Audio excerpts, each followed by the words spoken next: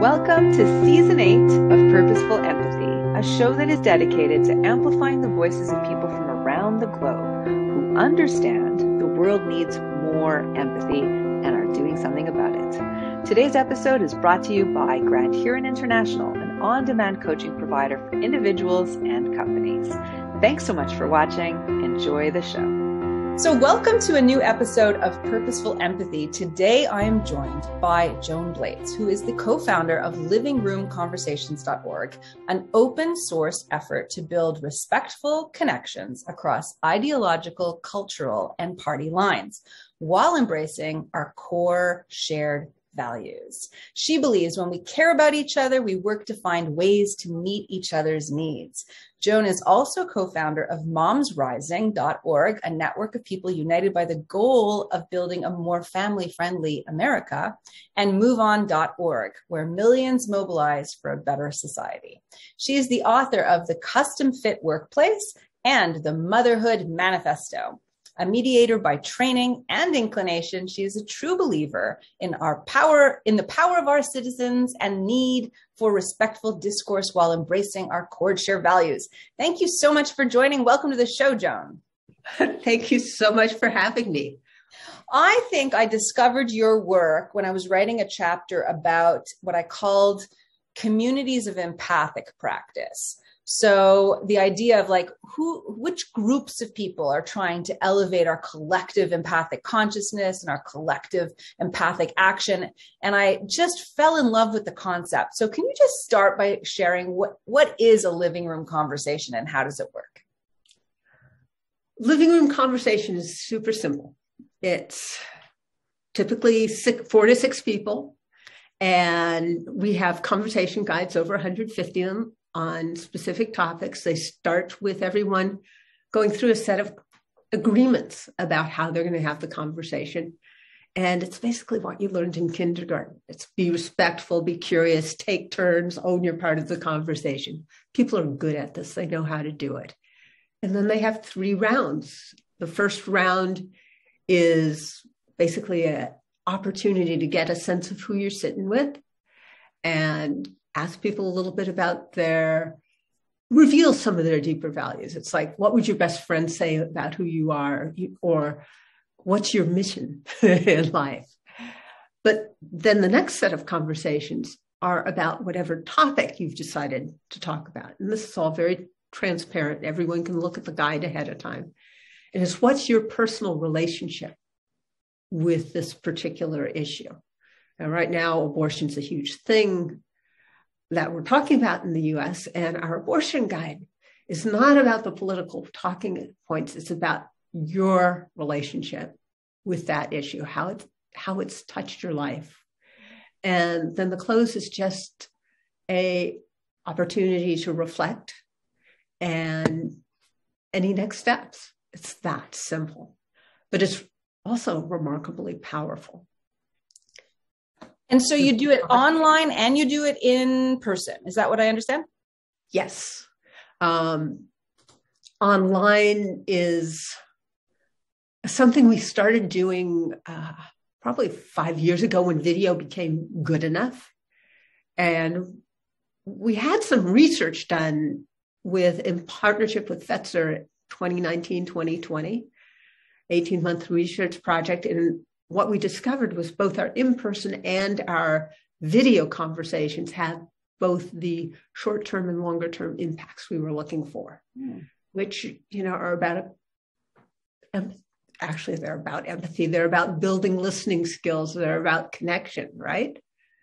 And so what would you say to the skeptics? Because maybe you have some anecdotal examples. I'm imagining people saying yeah, well, it's all nice that people come together across these ideological and political divides and have a respectful conversation and listen to each other's personal takes on the matter, but that doesn't change anybody's opinion. And it really, so what do you say to the skeptics? What have you seen that actually you think provides the impact you're looking for? Well, people keep on thinking that human beings are rational, first and foremost, and they're emotional first and foremost. So in terms of changing people's minds, when's the last time you've changed anyone's mind by having a argument with them or trying to persuade them. When people's minds change, it's because they care about you more often than not. Yeah, so you can't even begin to have a conversation about content till you have a connection. And so this is about that connection that we all need to have. And one of the stories I often tell is I have a dear friend in Utah, and climate change is a top concern for me. However, it wasn't on his list of concerns particularly. And over the course of time, it got onto his list, not because I'm incredibly persuasive, but because he cares about me. And he has another friend he really cares about, that it's when people you love really are concerned about something, you start to care some. He's concerned about being marginalized as a person of faith. I don't want my friend marginalized. Right. Yeah, it's just that it's so simple when you really think about it. When we care about each other, everything shifts. So do you envision the living room conversations happening among people who already know each other and decide that they want to have a meaningful dialogue one evening, or are perfect strangers joining conversations? How does that work? It started with two people with differences, friends, optimally, each invite two friends for a conversation. And that was a wonderful way to have a living room conversation, because you have connections and you get to meet new people too. Mm-hmm. And I actually did it with a co-founder of Tea Party Patriots years ago, which was really amazing. And we had a wonderful, powerful conversation. But it's also been done in faith communities, because there are differences within faith communities that may not get addressed. Mm-hmm. And libraries, because there are differences in, there's all sorts of communities that do them. So those connections that we want to have be high quality get nurtured and improved, right? And during COVID, people did it just to connect. There was one Catholic community that had them weekly just to take care of each other. And I know a mother that had, her mom in another state and her nephews in another state, and she had them with family. And it was a way that she got to take care of her mother, and she got to know her nephews in ways she never would have. So the ways they happen are very diverse. And in some cases here in the States, it's become harder for the original format because people became uncomfortable asking a friend, a neighbor, a colleague to co-host a conversation because things got so polarized. Mm. And now I'm seeing maybe it's people that have deeper relationships that have been harmed that are going to be doing this. Mm.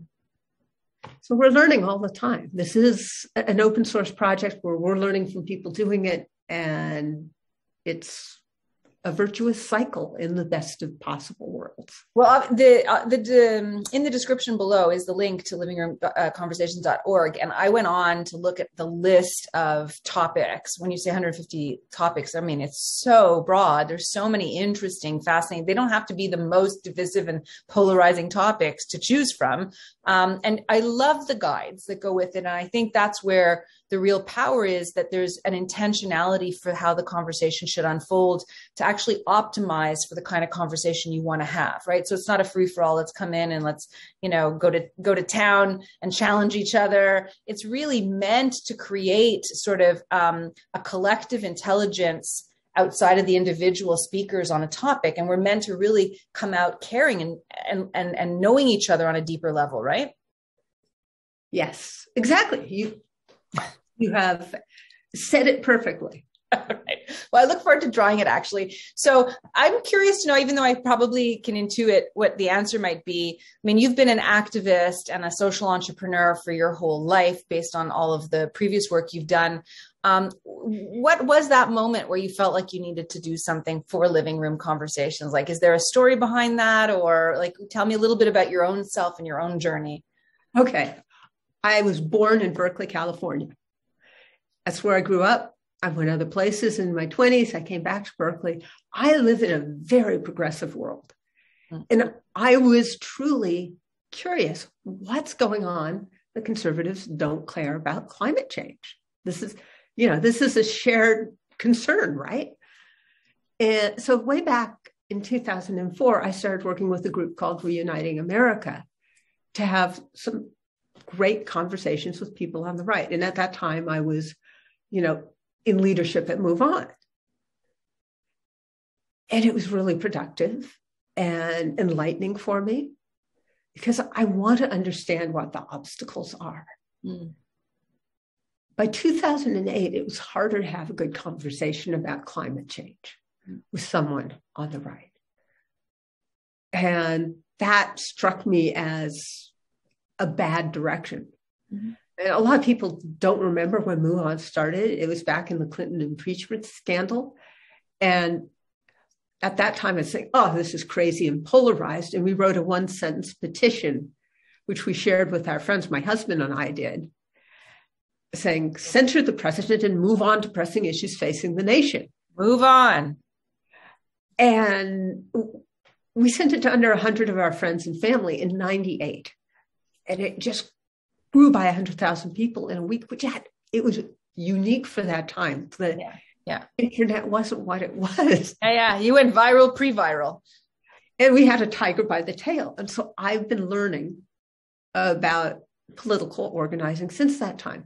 But the thing to remember is I got into this through a unifying petition. You could hate Clinton or love Clinton and agree that the best thing for the country was to censure and move on. Right. And what happened is after an election in which the impeachment was actually not popular, 2 weeks later, the House voted to impeach. And we're going, and we thought it was a flash campaign. Mm-hmm. And we'd gotten hundreds of thousands of people engaged in politics for the first time in their lives. And we're like, oh, okay. So we said, okay, good citizens, they try to elect people that reflect their values. And we said, okay, we'll stay through to 2000. And elections are adversarial win-lose processes. And that got us embedded in the progressive world. Yeah, that was a comfortable place for me. But it was an attempt to diminish polarization. The big moments for Move On during my time there were the original impeachment, the let the inspections work, lead up to the Iraq War, and the election of Obama. And those are all times when people were saying, we can do this together. But at a certain point, Moms Rising said, okay, mothers, people don't really hate mothers. That's not why there's huge bias against them in hiring, wages, and advancement. And so that was another way to say, okay, how can we do things together? And then finally, it's like, okay, we got to go directly at the problem. So that's my progression. And do you feel that you have your counterparts on the other side? Like, you feel comfortable in your progressive skin, and yet you're reaching across the aisle on purpose to have these unifying conversations and to build bridges. And you feel like you're being met by your equals on the other side, right? John is a wonderful, I have people on the right that I am close to. This is all, and I don't know what an equal is, honestly. Right. That's a question I cannot answer. We don't have enough people showing up on either side. We have too many people saying, I don't want to talk to those people. When you talk about the obstacles to this work, there's so many people that have retreated into their own world that we are fighting an uphill battle in some ways. And I'm hoping that viral moment will come when we go, this is not tolerable. Everybody talks about how there's this middle that is just turned off by the partisanship on both sides. And those, if they're there, those people need to show up in big numbers now. There's a theory that we have 70% of the population that really would like to be effective working together. And I think we need to give voice to the people that see that we have to start with connection. Because so does that mean you're down on all the social media platforms as like, what they've done to create those cleavages? They've only worsened them. Everybody's in echo chambers. Are you down on technology and social media? We have a technology and relationships living room conversation. There are aspects of our technology that bring us together, like this conversation we're having right now. It's amazing that we can do this. We have people that have living room conversations in their community, and then they want to have conversations across the country. We have tens of millions of people now that are able and comfortable having a conversation at a distance. So we can reconnect people, or maybe not even connect people locally, and then give people that are really inspired the opportunity to do it on a national scale if they choose to, and on an international scale. But there's also the aspect of social media and the media period, and some leaders that know that what gets shared is that which brings us fear, anxiety, and anger. That's what's most shareable. And if you've got a algorithm that's going for maximum human attention, it's going to have some very negative impacts. It amplifies that negative, toxic stuff. I read a book about a year ago that basically said, turn off the news. Today's episode was brought to you by Grand Huron International, an on-demand coaching provider for individuals and companies. Joan, you've got one living room conversation devoted to the power of empathy. What's that one about? And what other guides do you think might be of interest to people who are interested in deepening their capacity to empathize? Well, certainly that one is front and center on, it's maybe an example of a couple questions from that guide. It gives people an opportunity to answer the questions. How do you feel when someone else truly understands what you're going through?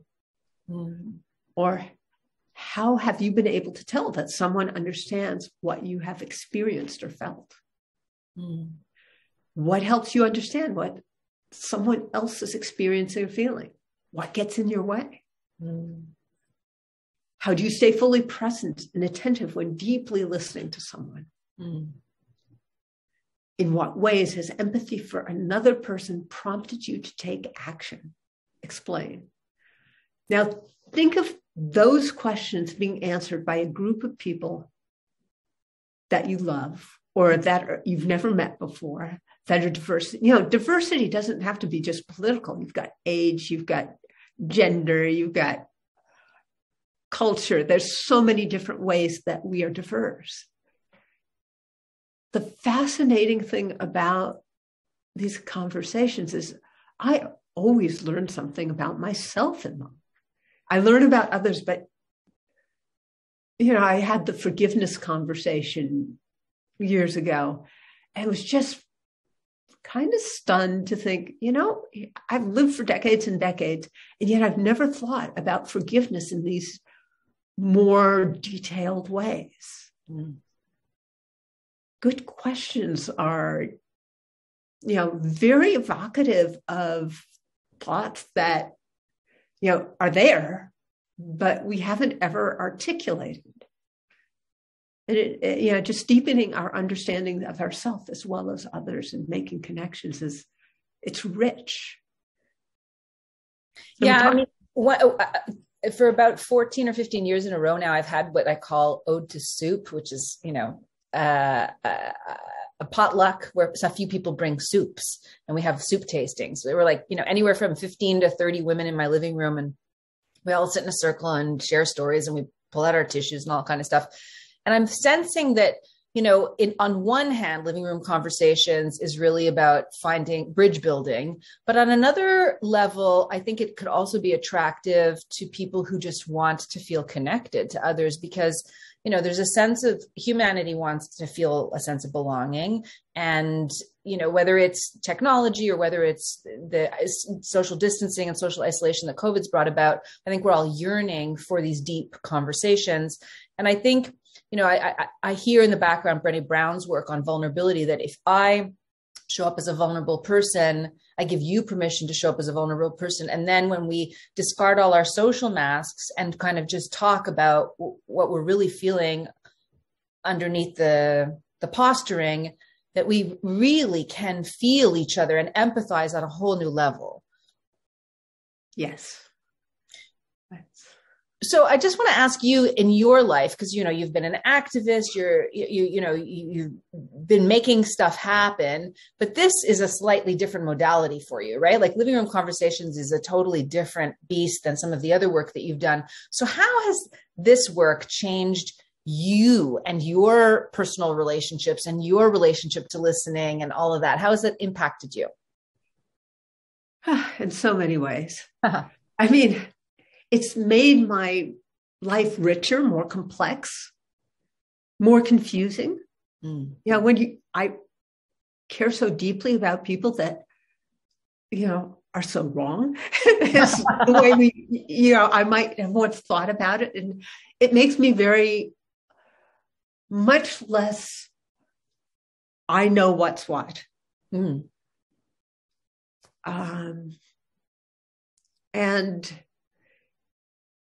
it's a practice in optimism. That commitment to people, that if we are in connection with each other, we will find a way. If we're not in connection with each other, I started with the climate change issue and it was a energy and climate. And we quickly learned that if you want people that don't believe in climate, you just have the energy conversation, and people that are concerned about climate can talk about climate. And it's like, I've learned a lot. But I've also come to the conclusion, I don't care what people talk about. I want them to have that listening skills. It is really empathy skills, right? If you really get down to it, those two are very entwined. And once we are able to see every human being, the faith communities say it beautifully, seeing the divinity in everyone, then we have a chance of being able to truly meet the really complex goals we have. In the US, we have been trying to, in agreement that we want affordable, great healthcare for decades. And yet we have the most expensive healthcare in the world. And we're not even in the top 10 when it comes to outcomes. So to think this is about persuasion, that climate is an issue, that whatever it is the top issue, is just not seeing that it's a much bigger challenge than that. It's about us being in real relationship with people that we don't agree with, being able to hold the tension of our differences. That's a challenge. The world there are not black and white. We have shades of gray, and in fact, we have a rainbow of colors. And we want the simplicity too often, and that gives us comfort, but that comfort will not allow us to come up with the solutions that are critical for our collective flourishing. Yeah.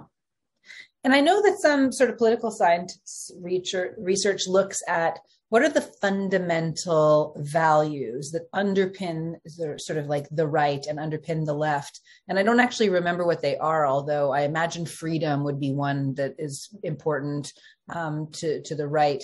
But have you noticed that there are, at the end of the day, you can drill down to a certain set of values across these two different divides, or even then there's commonality, but they are articulated or envisioned in different ways? This is part of what feels like a manipulation that's happened, that it's one or the other. This is a tension. I dream of having someone to work with on tension conversations. The end of the Pledge of Allegiance is freedom and justice for all. Mm-hmm. Well, if you have all freedom and no justice, that's no good. And if you have all justice and no freedom, that's no good. There are times we need both. And there will be times when they have clashes. And we're going to have to navigate that in an ongoing way. That's powerful. Do you want to be honest or do you want to be kind? Right. There is a tension there sometimes. Yeah. And we need to navigate that. I wish it was simple, but it isn't. It's just human beings are complicated. So it's not as if living room conversations is really sort of a landing place. Like if we only got everybody through a living room conversation, we would fix the world. It really sounds like the living room conversation as a tool needs to be regularly revisited until you kind of develop a certain set of ways of listening and ways of speaking and ways of being, holding space and being in tension that becomes more natural, right? So isn't this something that you want to practice becoming in your world? It's a practice, yes. And there's an evangelical community in Boise that started by doing it internally within the community. And then they invited people from outside the community to come and join the conversation. And they wanted to have the hard conversations. They had the guns and responsibility conversation with people that, were traumatized by guns and were ready to die for their Second Amendment rights. Yeah. And the good thing is I had someone that, gave me a report back on one table. And, it wasn't that they changed each other's minds. It's that they gained appreciation for each other's, how important it was in terms of relationship, that guns were part of the culture and connection to fathers and things like that. And that trauma and real harm had been done with guns.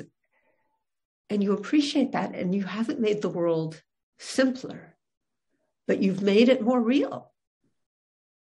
And that appreciation for each other's,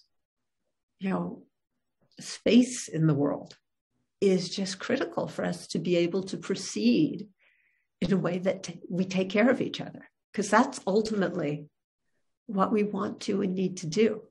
Most people want to do that. When you get to what are the basics, most people share those really core values. Dignity is something that I think everyone wants to be giving each other. Yeah, absolutely. 100%.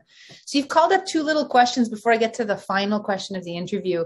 One is you said tables, which made me realize that I suppose this kind of thing could happen in an event. So I'm thinking my classroom. I have, let's say, 45 students in my classroom. One class we devote to living room conversations, where I could literally cluster people in groups of 4, 5, or 6, and everybody chooses their own conversation that they want to do with their own set of guides of questions. And then that could unfold over a period of time. And then we could have like a debrief on the experience, not on the content. Like that would be possible, right?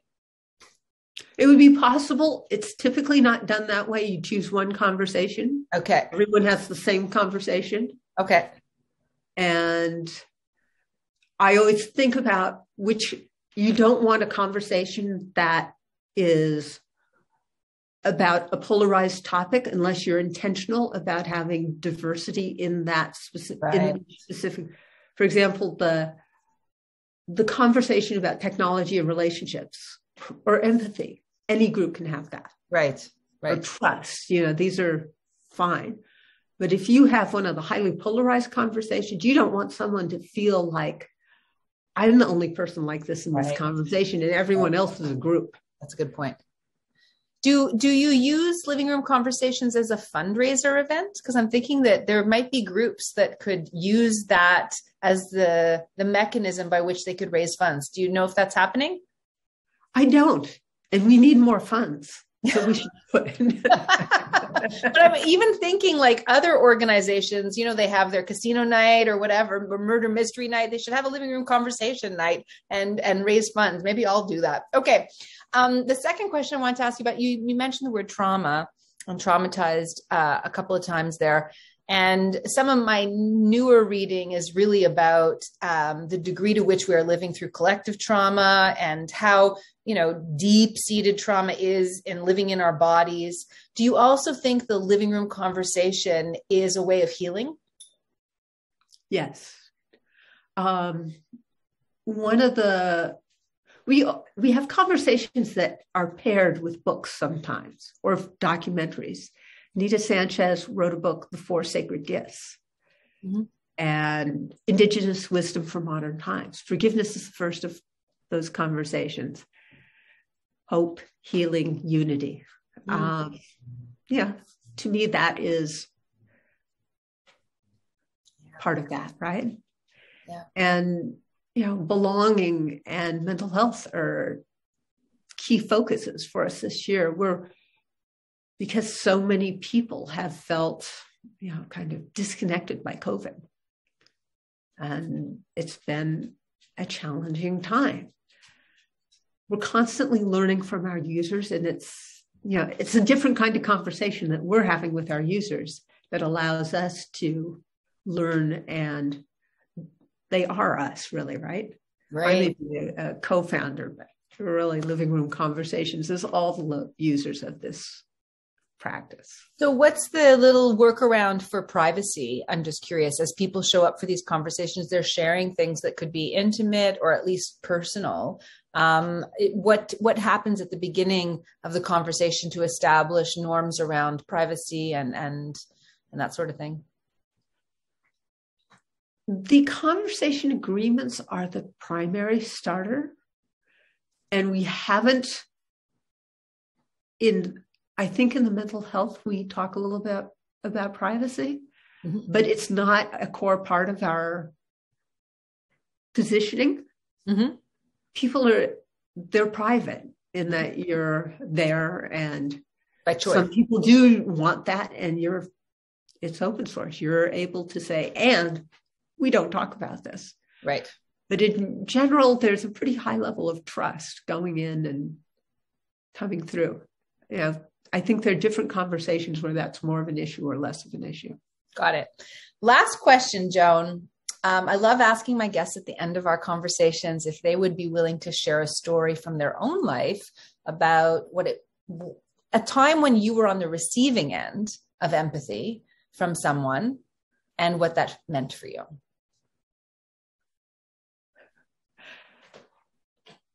Well, I've got COVID right now. And people are bringing me cookies. That's soup, cookies. I see. Okay. Well, I have a sweet tooth. Okay, good to know.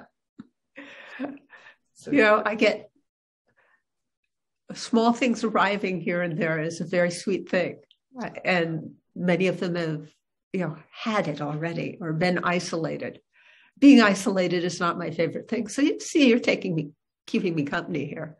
Well, thank you for going ahead with the call, even though you're not your usual self. You're a little under the weather there. So you've got people who, I love asking this question because I never know what story I'm going to get. And this just popped into your mind because it's really like a lived moment for you.